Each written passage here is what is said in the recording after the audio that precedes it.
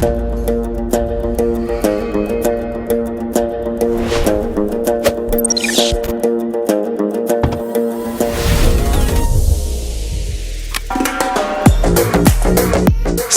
Sir എല്ലാ കാലവും വിദ്യാർത്ഥികളുടെ ഏറ്റവും പ്രിയപ്പെട്ട കെമിസ്ട്രി അധ്യാപകൻ.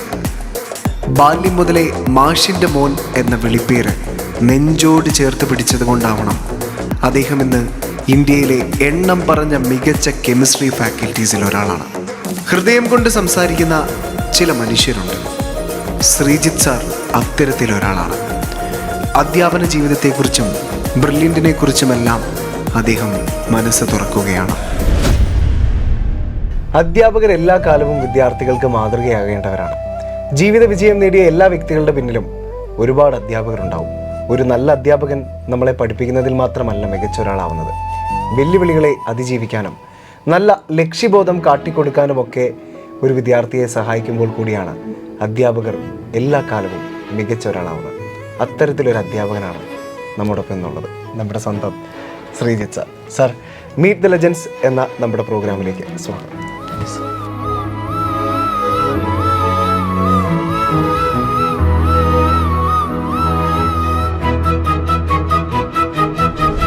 സാർ, അധ്യാപനം സാറിൻ്റെ ജീവിതത്തെ തന്നെ മാറ്റിമറിച്ച അല്ലെ ഒരു മേഖലയാണ് അല്ലേ? ശരി.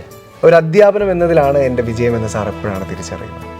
എൻ്റെ അച്ഛൻ ഒരു ടീച്ചറാണ്, ബ്ലൈൻഡ് സ്കൂളിലെ ടീച്ചറായിരുന്നു. KFBRC എന്ന് പറയും. അപ്പോൾ കുറേ കാലമായിട്ട് നമ്മൾ കാണുന്നത് മുഴുവൻ അച്ഛൻ പഠിപ്പിച്ച കണ്ണ് കാണാത്ത കുട്ടികളാണ്. ബ്ലൈൻഡ് ആയിട്ടുള്ള കുട്ടികൾ വീട്ടിലേക്ക് വരും, സ്ഥിരമായിട്ട് വീട്ടിലേക്ക് വരും. പിന്നെ അവരുടെ സ്നേഹം, പിന്നെ നമ്മുടെ അച്ഛൻ സാറായതിൻ്റെ പ്രിവിലേജ് എപ്പോഴും നമുക്ക് കിട്ടും. മാസ്റ്റർ മോനാണ്, അങ്ങനെ ഒരു പ്രിവിലേജ് നമുക്ക് എപ്പോഴും കിട്ടുമ്പോൾ തന്നെ നമുക്ക് ഈ ഒരു താല്പര്യം വരും. എപ്പോഴും നമ്മൾ പറയാറുണ്ട് ഡോക്ടേഴ്സിൻ്റെ മക്കൾ ഡോക്ടർ ആവാൻ ആഗ്രഹിക്കുന്നു എന്നൊക്കെ നമ്മൾ പറയുന്നത് അവർക്ക് ഈ കിട്ടുന്ന പ്രിവിലേജ് കൊണ്ടാവാമെന്ന് ഞാൻ വിചാരിക്കുന്നു.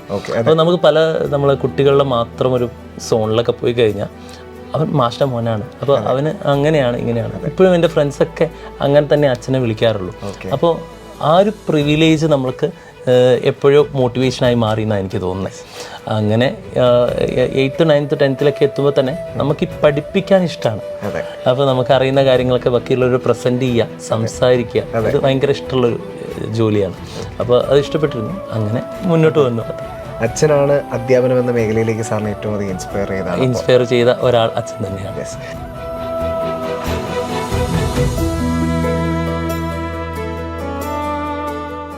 സാർ, അപ്പോൾ ഒരു അധ്യാപകനായിട്ട് എത്ര വർഷമായ ഒരു എക്സ്പീരിയൻസ്, ആ ഒരു യാത്ര ഇപ്പോൾ എത്തി നിൽക്കുന്നത് വരെ ഒന്ന് പറയാം?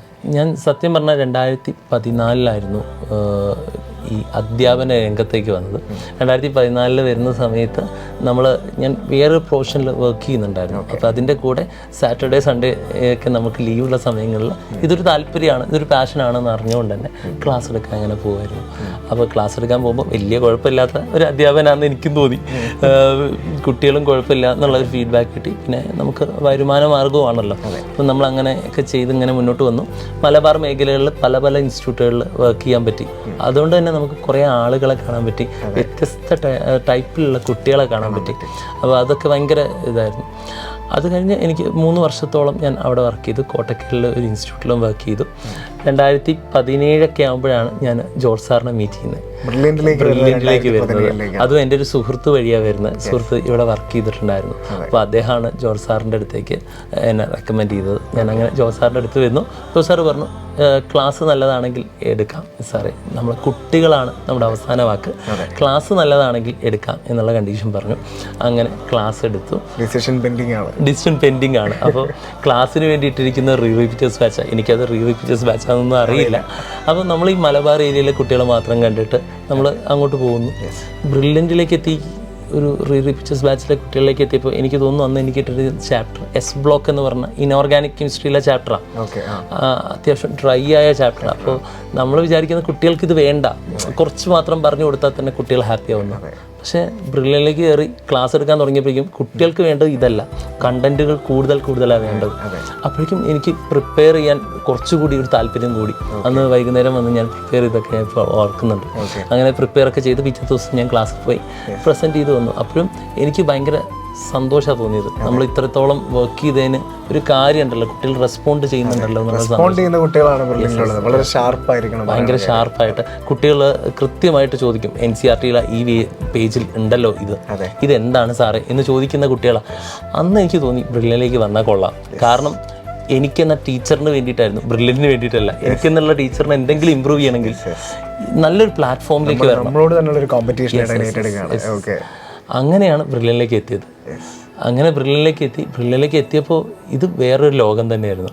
കാരണം പല ടീച്ചേഴ്സ് നമ്മൾ കാണുന്ന, നമ്മൾ സ്വപ്നത്തിൽ പോലും വിചാരിക്കാത്ത ടീച്ചേഴ്സിൻ്റെ അടുത്ത് നമുക്ക് ഇരിക്കാൻ പറ്റി എന്നുള്ളതാണ് എനിക്ക് ഏറ്റവും വലിയ ഭാഗ്യം. നമ്മളെപ്പോഴും പറയാറുണ്ട് ഇന്ത്യയിലെ നമ്പർ 1 ഫാക്കൽറ്റീസ് ആണ് ബ്രില്യൻ്റിലുള്ളത്. ആ വാക്കിന് അന്വർത്ഥമാകുന്ന രീതിയിലാണ് സാറിൻ്റെ എക്സ്പീരിയൻസ് ഫസ്റ്റ് ഡേ. പിന്നെ അതെന്താ വെച്ചാൽ നമ്മൾ നോക്കുമ്പോൾ Mathai sir, TM Jose sir, അങ്ങനെ മോഹൻദാസ് സാറ്, അങ്ങനെ ഒരുപാട് പേര് ഇവിടെ ഉണ്ട്. അപ്പോൾ അവരുടെയൊക്കെ കൂടെ വർക്ക് ചെയ്യാൻ പറ്റി. പലപ്പോഴും നമുക്ക് സംസാരിക്കാൻ പോലും പേടിയായിരുന്നു. നമുക്കറിയാലോ, വലിയൊരു ടീച്ചറിൻ്റെ മുമ്പിൽ നമ്മളെത്തുമ്പോൾ നമ്മൾ പേടിച്ചു പോയില്ല. ആ ഒരു പേടി ഉള്ള കുട്ടി തന്നെയാണ് ഞാൻ ഇപ്പോഴും സത്യം പറയുന്നത്. അപ്പോൾ അതിൽ തന്നെയായിരുന്നു നമ്മൾ മുന്നോട്ട് പോയത്. പിന്നെ അത് കഴിഞ്ഞ് നമ്മുടെ കൂടെ വർക്ക് ചെയ്യുന്ന ആൾക്കാർ, ഇപ്പോൾ നമ്മുടെ ഒരു ഏജ് ഗ്രൂപ്പ് അല്ലെങ്കിൽ കുറച്ചും കൂടി ഏജ് കൂടിയ ആൾക്കാരാണെങ്കിലും നല്ല ഒരു എന്താ പറയുക, ഒരു നല്ലൊരു ബാലൻസ്ഡ് ആണ്. ഇപ്പോൾ നമ്മൾ പറയുകയാണെങ്കിൽ പേരെടുത്ത് പറയാലോ, എല്ലാവരുടെ പേരും ചിലപ്പോൾ ഞാൻ വിട്ടുപോകും. എന്നാലും അജയ് സാറായാലും ജോർലി സാറായാലും നമ്മുടെ അനീഷ് സാറായാലും അങ്ങനെ ഒരുപാട് പേര്, എല്ലാവരും ജിൻ സാറായാലും എല്ലാവരും നമ്മൾ തമ്മിലൊരു വൈബ്, നമുക്ക് എന്ത് വേണമെങ്കിലും പറയാം എന്നുള്ളൊരു ഇതുണ്ട്. അപ്പോൾ അതൊക്കെ വലിയൊരു ഭാഗ്യമാണ്.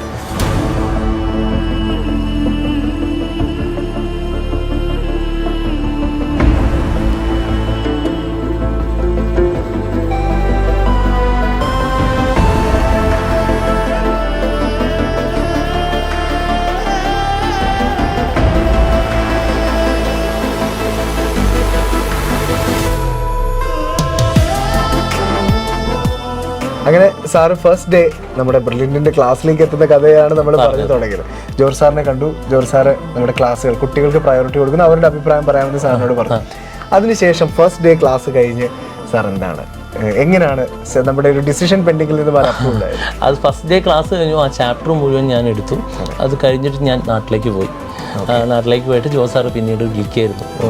സാർ കുഴപ്പമില്ല, സാറിന് ഇങ്ങോട്ട് വരാം എന്ന് പറഞ്ഞിട്ട്, കുട്ടികൾ കുഴപ്പമില്ല എന്നാണ് പറഞ്ഞത്. ഇവിടുത്തെ അധ്യാപകന്മാരുടെ കൂടെ നിൽക്കാവുന്ന ഒരു അധ്യാപകനാണ്. ഇവിടുത്തെ അധ്യാപകർ ഇതിനേക്കാൾ മികച്ച എത്രയോ അധ്യാപകരുണ്ട്. സാർ ഇവിടെ വന്നാൽ അതിനനുസരിച്ച് മാറിക്കോളും എന്നാ പറഞ്ഞത്.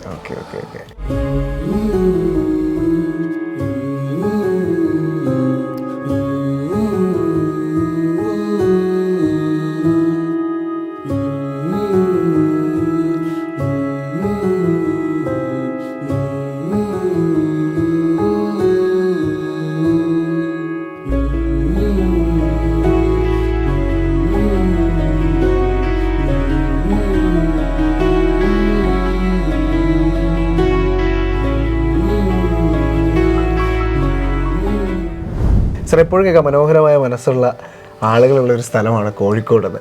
സാർ ഒരു കോഴിക്കോടുകാരനാണ് അല്ലേ?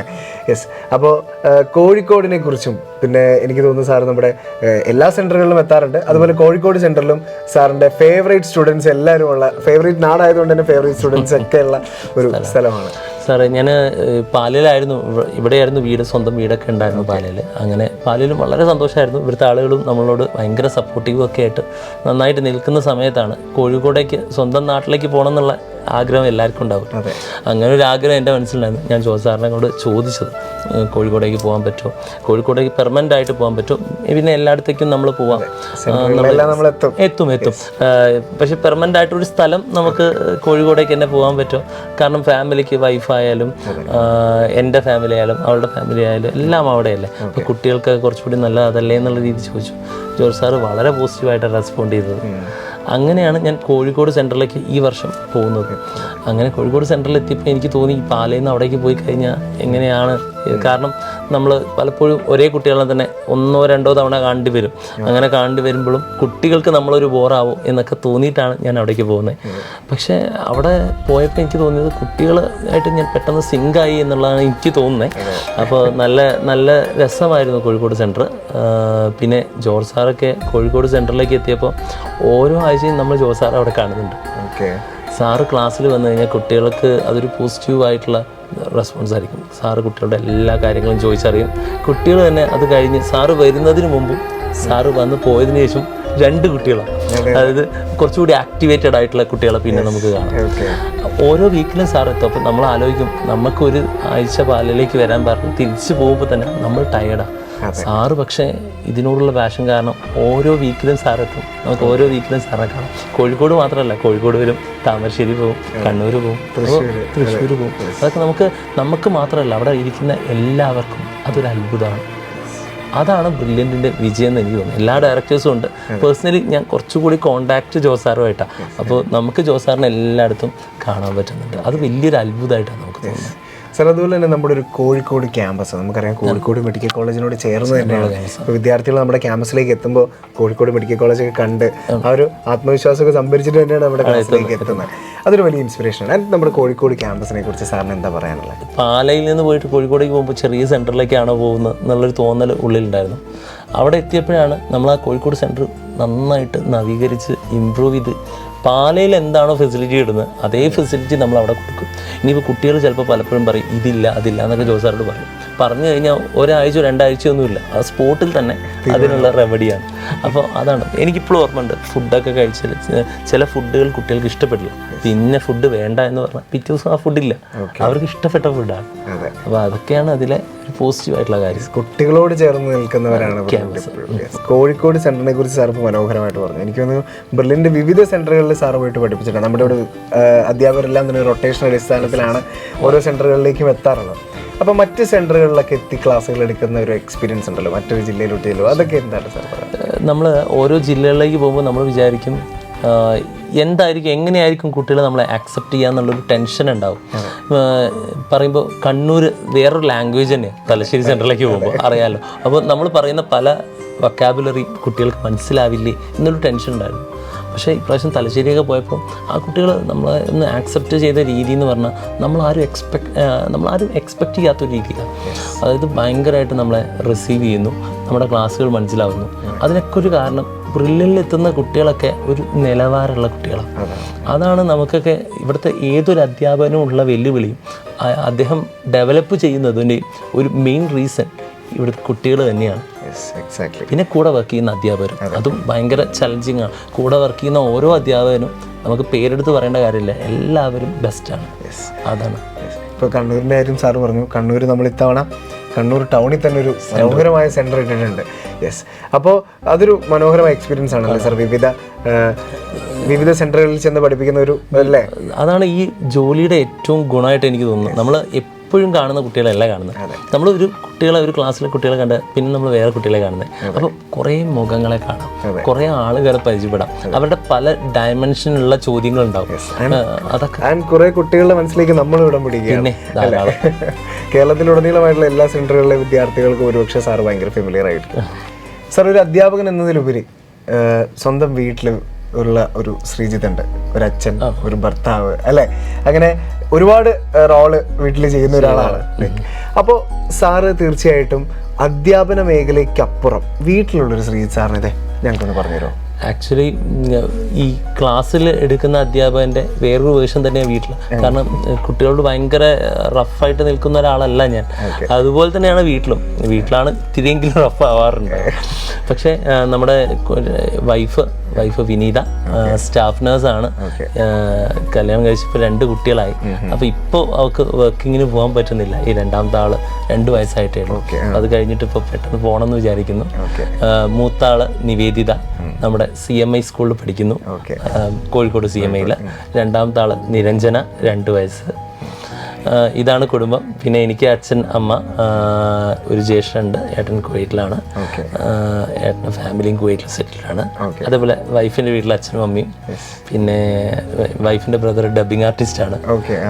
അങ്ങനെ ഒരു ഫാമിലി. എല്ലാവരും അടുത്തടുത്തായതുകൊണ്ട് ഇപ്പോൾ നല്ല സന്തോഷവും സമാധാനം ഉണ്ട്. ആക്ച്വലി മാക്സിമം ടൈം ഫാമിലിയുടെ കൂടെ കണ്ടെത്താൻ ആഗ്രഹിക്കുന്ന ഒരാളാണ് ഞാൻ. കാരണം ക്ലാസ് കഴിഞ്ഞ് നേരെ വീട്ടിലെത്തും. അത് കഴിഞ്ഞിട്ട് പിന്നെ വൈകുന്നേരം ഞങ്ങൾ കോഴിക്കോടൊക്കെ ഔട്ടിങ്, ഇവിടെ പാലയിലായിരുന്നു ഔട്ടിങ്. പിന്നെ മോളുടെ കൂടെ കളിക്കുക, ഇതൊക്കെ തന്നെയാണ് മെയിൻ പരിപാടി. രണ്ടാമത്തെ ആൾ കൂടി വന്നതുകൊണ്ട് തന്നെ രണ്ടാമത്തെ ആൾ ഇത്തിരി വികൃതിയാണ്. അപ്പോൾ അതിൻ്റെ ഒരു രസമുണ്ട്. വീട്ടിലെത്തിക്കഴിഞ്ഞാൽ ഇവർ രണ്ടുപേരുടെയും കൂടെ ഇരിക്കുക, ടൈം സ്പെൻഡ് ചെയ്യുക, ഇത് തന്നെയാണ് നമ്മുടെ മെയിൻ ആയിട്ടുള്ള. യാത്രകൾ പോവും, കാറെടുത്ത് ഇങ്ങനെ യാത്രകൾ പോവും, ഇതൊക്കെയാണ് ഏറ്റവും രസമുള്ള പരിപാടി. അപ്പോൾ ശരിക്കും പറഞ്ഞാൽ ഒരു അധ്യാപകൻ എന്നതിലുപരി ഒരു നല്ല അച്ഛനും കൂടിയാണ് അല്ലേ?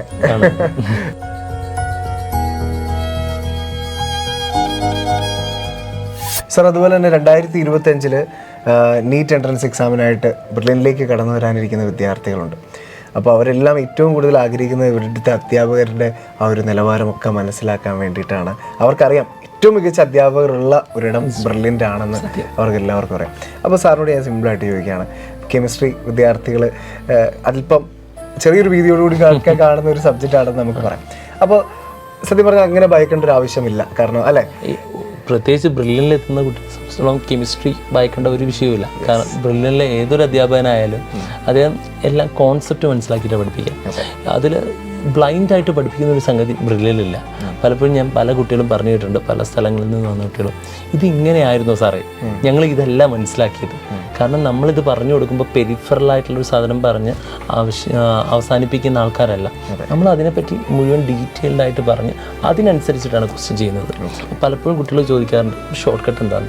ഷോർട്ട് കട്ട് എന്ന് പറയുന്നതിലുപരി ഏറ്റവും വൃത്തിയായി പഠിക്കുക, അതിനുശേഷം കുറേ ക്വസ്റ്റ്യൻസ് കാണാം, അപ്പോൾ തന്നെ ഉത്തരത്തിലേക്ക് എത്തും. ഓർഗാനിക് കെമിസ്ട്രിയൊക്കെ ബാക്കിയുള്ള പല സ്ഥലങ്ങളിലും എടുക്കുമ്പോൾ റിയാക്ഷൻ മെക്കാനിസം എന്ന് പറഞ്ഞൊരു ചാപ്റ്ററൊന്നുമില്ല. നമുക്കിവിടെ ഒരു ചാപ്റ്റർ റിയാക്ഷൻ മെക്കാനിസം, അത് പഠിച്ച കാര്യങ്ങൾ തന്നെയാണ് പിന്നെയും കാണുന്നത്. നിരവധി തവണ കാണുമ്പോൾ നമ്മൾ ഒരാളുടെ പേര് പഠിക്കില്ലേ, ഇതേപോലെ തന്നെ സ്ഥിരമായിട്ട് ഇതേ സാധനം കണ്ട് പഠിക്കും. അതുപോലെ ബ്രില്യൻ്റ് എക്സാം, ഇതിൽ കാണാത്ത ഒരു ക്വസ്റ്റ്യനും നീറ്റ് എക്സാമിനേഷന് വരുന്നത് എനിക്ക് തോന്നുന്നില്ല. സർ, അതുപോലെ തന്നെ നമ്മൾ ഏറ്റവും കൂടുതൽ റിസൾട്ടുകൾ സൃഷ്ടിക്കുന്ന ഒരു സ്ഥാപനമാണ്. അപ്പോൾ അതിന് പിന്നിൽ വലിയൊരു സിസ്റ്റം ഉണ്ടെന്ന് പറയുന്നു. അപ്പോൾ സ്വാഭാവികമായിട്ടും സാറ് നിരവധി കോച്ചിങ് സെൻറ്ററിലൊക്കെ വർക്ക് ചെയ്തിട്ടുണ്ട്, അതിനുശേഷമാണ് ബ്രില്യനിലേക്ക് എത്തുന്നത്. അപ്പോൾ സാറിനും അത് റിയലൈസ് ചെയ്തിട്ടുള്ളൊരു കാര്യമാണ് അല്ലേ, സാറ് മനസ്സിലാക്കിയിട്ടുള്ളൊരു കാര്യമാണ്. ഞാനത് പറയുകയാണെങ്കിൽ ഒരു എക്സാമ്പിൾ എനിക്ക് നന്നായിട്ട് പറയാൻ പറ്റും. ഞാൻ പണ്ട് പഠിപ്പിച്ച ഒരു ഇൻസ്റ്റിറ്റ്യൂട്ട് ഉണ്ടായിരുന്നു. അപ്പോൾ ഞങ്ങളൊക്കെ അവിടുന്ന് കണ്ടുകൊണ്ടിരുന്നത് ബ്രില്യൻറ്റിലെ മോഡൽ ക്വസ്റ്റ്യൻ വന്നു കഴിഞ്ഞാൽ ഞങ്ങളത് അവിടുന്ന് വാങ്ങിക്കും. എന്നിട്ട് ഞങ്ങളത് ഡിസ്കസ് ചെയ്യും കുട്ടികൾക്ക്. അതായത് ഞങ്ങൾ കണ്ടുകൊണ്ടിരുന്നത് നമുക്കൊരു ഡെമോ ആയിട്ട് അല്ലെങ്കിൽ നമുക്കൊരു മോക്ക് ടെസ്റ്റ് എഴുതാൻ ഉള്ളത് ബ്രില്യൻ്റാണ്. അതായത് വേറെ ഇൻസ്റ്റിറ്റ്യൂട്ടുകൾ പോലും പലപ്പോഴും നോക്കിക്കൊണ്ടിരിക്കുന്ന ഇൻസ്റ്റിറ്റ്യൂട്ടാണ് ബ്രില്യൻ്റ്. അപ്പോൾ നമ്മുടെ ക്വസ്റ്റ്യൻ പേപ്പർ ആ സ്റ്റാൻഡേർഡ് കീപ്പ് ചെയ്യാറുണ്ട്. അങ്ങനെ നമ്മളത് ഡെലിവർ ചെയ്യാറുണ്ട് നമ്മുടെ കുട്ടികൾക്ക് മുമ്പിൽ. ഞാൻ ഇവിടെ എത്തിയിട്ട് എനിക്ക് ക്വസ്റ്റ്യൻ പേപ്പർ ചെയ്യാൻ പറ്റി, ക്വസ്റ്റ്യൻ പേപ്പർ കാണാൻ പറ്റി, ക്വസ്റ്റ്യൻ പേപ്പർ ഇടാൻ പറ്റി, ക്വസ്റ്റ്യൻ പേപ്പർ ഡിസ്കസ് ചെയ്യാൻ പറ്റി, അതൊക്കെയാണ് എൻ്റെ ഏറ്റവും വലിയ ഭാഗ്യം. അത് കാരണം മറ്റുള്ള ഇൻസ്റ്റിറ്റ്യൂട്ടിലെ ഒരു അധ്യാപകൻ, അവിടുത്തെ കോർഡിനേറ്റർ ആയിട്ടുള്ള അധ്യാപകൻ എന്നോട് പറഞ്ഞ ഒരു കാര്യം, കേരളത്തിലെ ഏറ്റവും പെർഫെക്റ്റ് സിസ്റ്റമുള്ള ഇൻസ്റ്റിറ്റ്യൂട്ട് എന്ന് പറഞ്ഞു കഴിഞ്ഞാൽ അത് ബ്രില്യൻ്റ് ആണ്. അതാണ് ആ ബ്രില്യൻറ്റിൻ്റെ ഏറ്റവും വലിയ ക്വാളിറ്റി. കൃത്യം ഓർഡറിൽ എക്സാമിനേഷൻ നടത്താം, കൃത്യം ഓർഡറിൽ ടീച്ചേഴ്സിനെ പറഞ്ഞു വിടാം. ഇങ്ങനെയുള്ളൊരു സിസ്റ്റം ബാക്കി എവിടെയില്ല. അത് പെട്ടെന്ന് ഡെവലപ്പ് ചെയ്യാൻ പറ്റുന്നൊരു സിസ്റ്റം അല്ല, കാലങ്ങളായിട്ട് ഡെവലപ്പ് ചെയ്ത് കൊണ്ടുവന്ന സിസ്റ്റമാണ്. അതാണ് ഈ ബ്രില്യൻ്റെ ഏറ്റവും വലിയ കാര്യം. കൂടെ നമ്മുടെ ടീച്ചേഴ്സും എല്ലാം അതിനനുസരിച്ച് മികച്ചു നിൽക്കുന്നു. കൂടെ എല്ലാത്തിലുപരി നമുക്ക് കിട്ടുന്ന കുട്ടികളും മികച്ചിരിക്കുന്നു. മികച്ചതല്ലെങ്കിൽ ഈ പറഞ്ഞ റിസൾട്ടുകൾ ഉണ്ടാവാനുള്ള സാധ്യത കുറവാണെന്ന് ഞാൻ വിശ്വസിക്കുന്നു. ശരിയല്ലേ? എല്ലാം ഒരുപോലെ ചേരുമ്പോഴേ അത് റിസൾട്ടായിട്ട് കൺവേർട്ട് ചെയ്യുന്നുള്ളൂ.